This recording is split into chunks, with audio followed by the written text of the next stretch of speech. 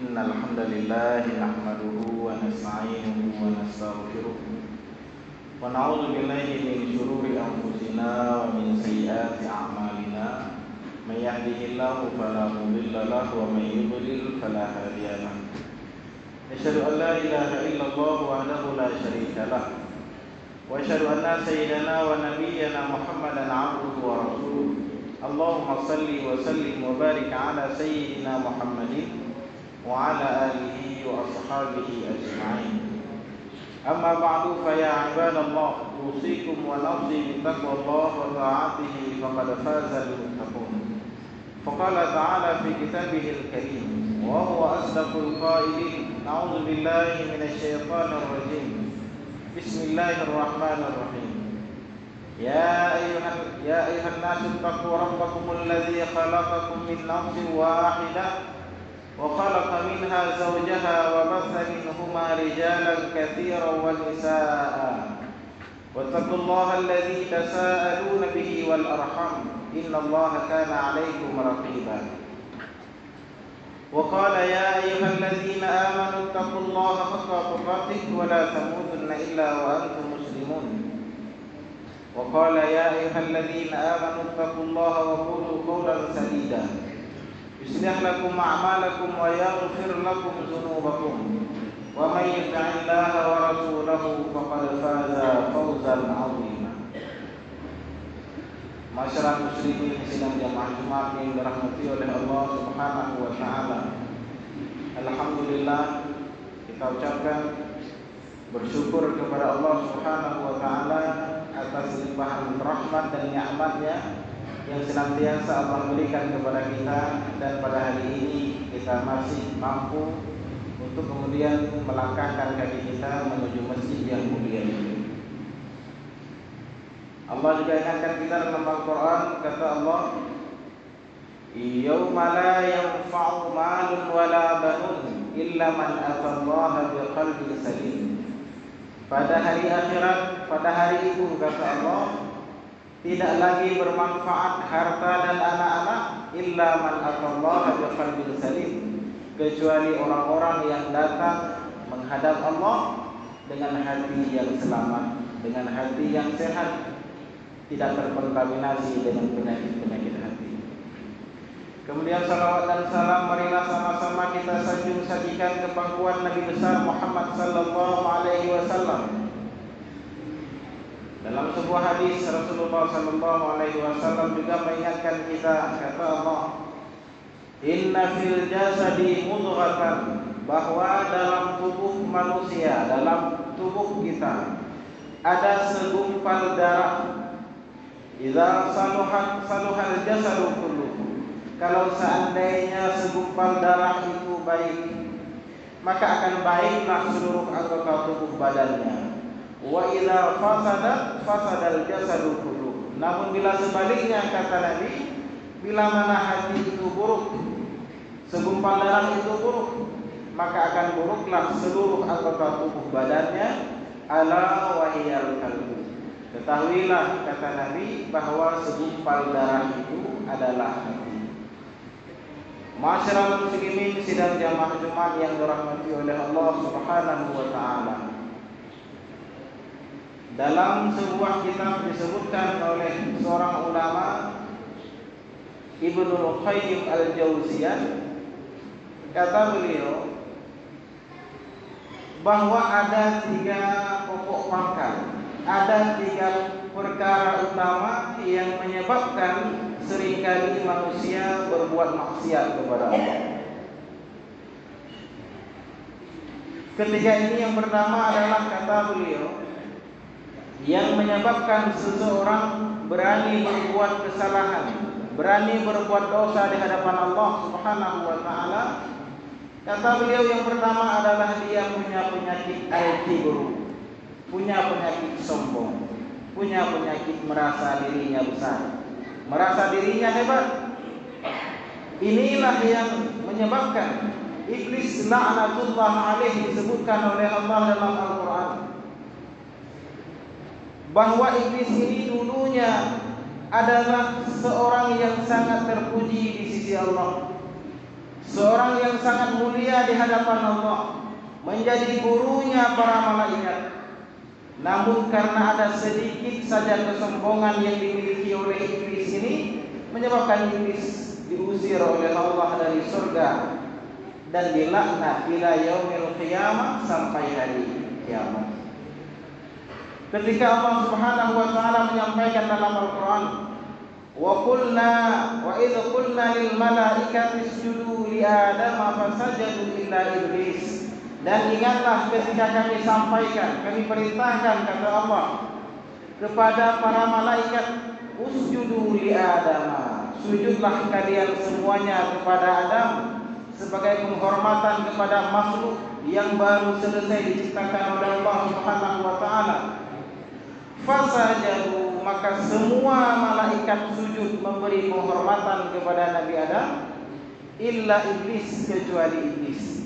Aba wastakbara wa kana minal kafirin. Iblis ini enggan, tidak mau bersujud memberi penghormatan kepada Adam. Wa kana minal kafirin, dan iblis ini, kata Allah, termasuk dalam golongan orang-orang yang kufur, orang-orang yang ingkar pada perintah Allah. Lalu di ayat berikutnya Allah bertanya kepada iblis, qala ma mana'aka an tasjuda idz amartu.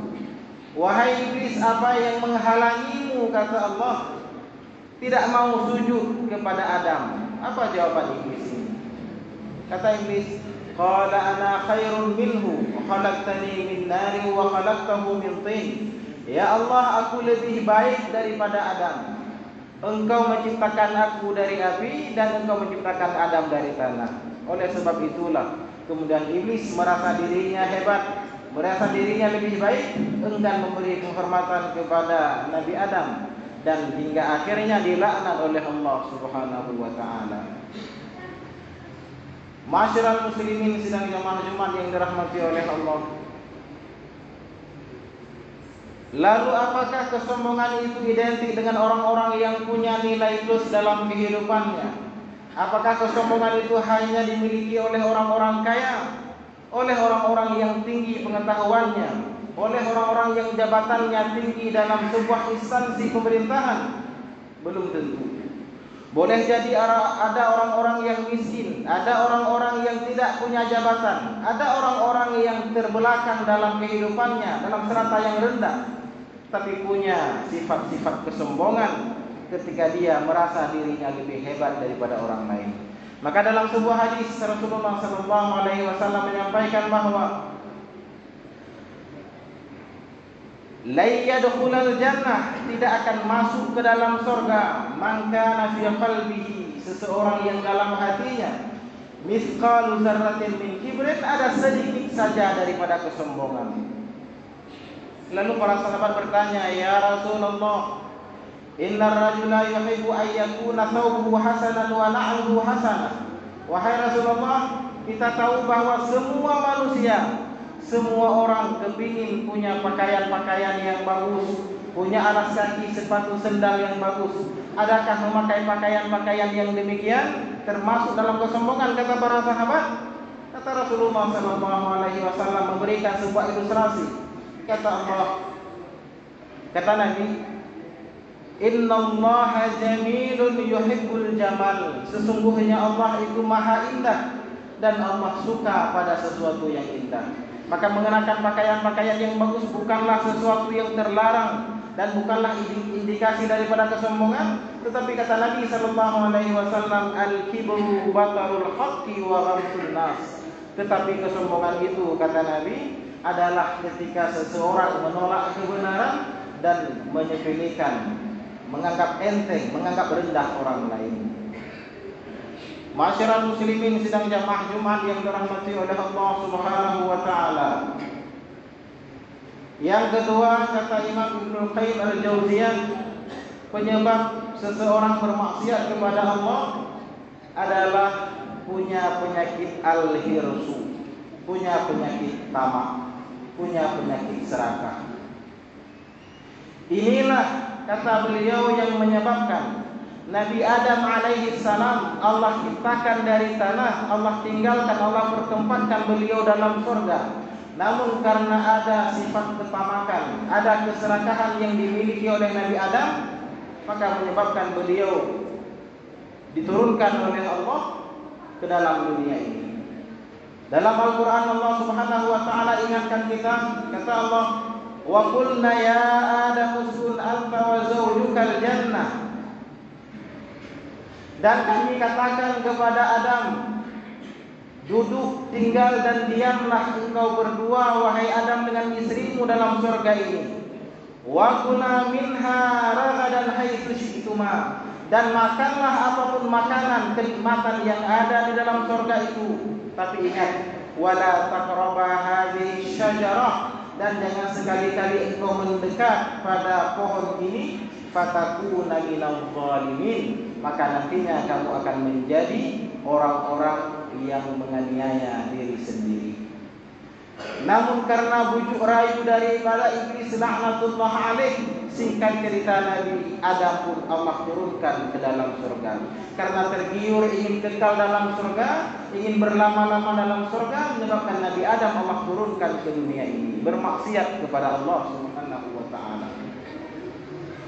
Ini pula yang menyebabkan betapa banyak orang-orang yang kekayaannya berlimpah ruah, punya jabatan yang tinggi dengan nominal gaji yang sangat luar biasa, tapi kita melihat kadang-kadang masih juga mengambil bagian-bagian yang tidak jelas, bagian-bagian yang bukan bagiannya. Inilah yang menyebabkan banyak orang kemudian punya istri-istri, tapi masih mencari perempuan-perempuan yang haram di luar sana.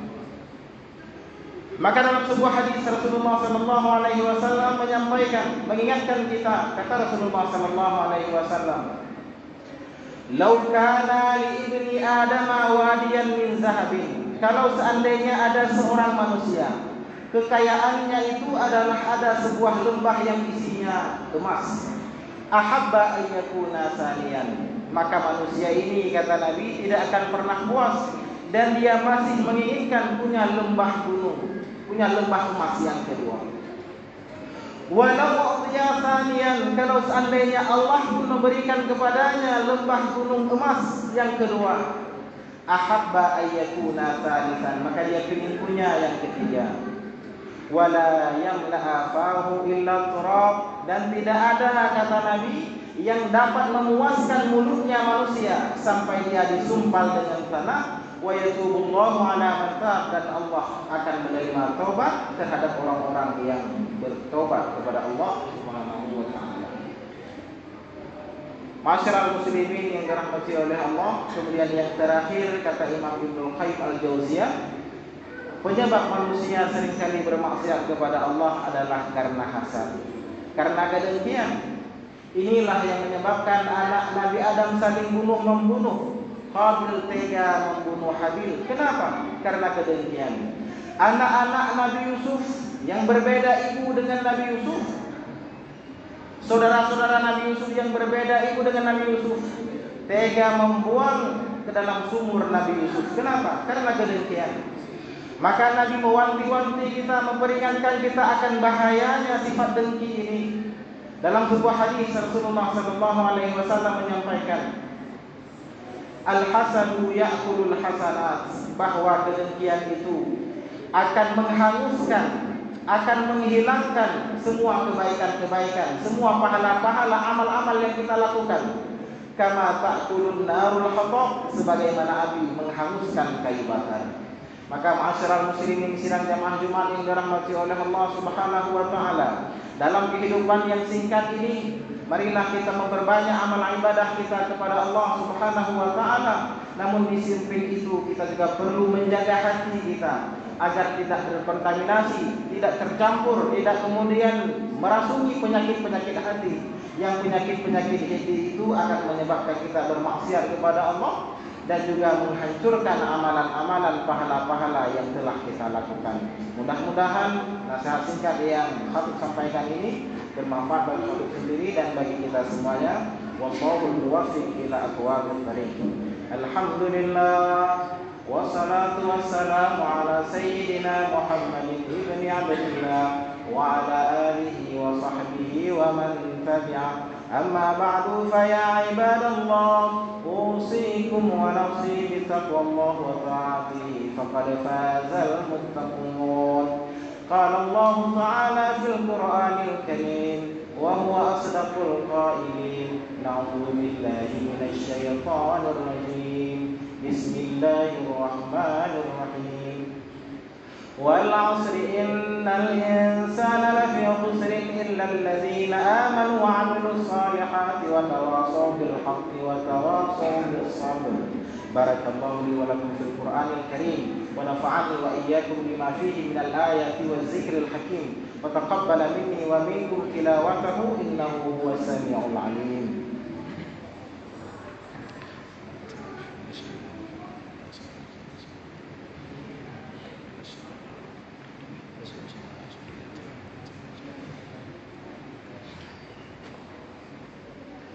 Alhamdulillah, wassalatu wassalamu ala sayyidina Muhammadin ibn Abdillah wa ala alihi wa sahbihi wa man tabi'ah. Amma ba'du fa ya ibadallah usikum wa nafsi bi taqwallah wa ta'atihi faqad fazal muttaqun. Allahumma ighfir lil muslimina wal muslimat wal mu'minina wal mu'minat al ahya'i minhum wal amwat وتابع بيننا وبينهم بالخيرات. رب اغفر وارحم وأنت خير الراحمين. عباد الله إن الله يأمر بالعدل والإحسان وإيتاء ذي القربى وينهى عن الفحشاء والمنكر والبغي يعظكم لعلكم تذكرون. فاذكروا الله العظيم يذكركم واشكروه على نعمه يزدكم ولذكر الله أكبر والله يعلم ما تصنعون. وأقيموا الصلاة.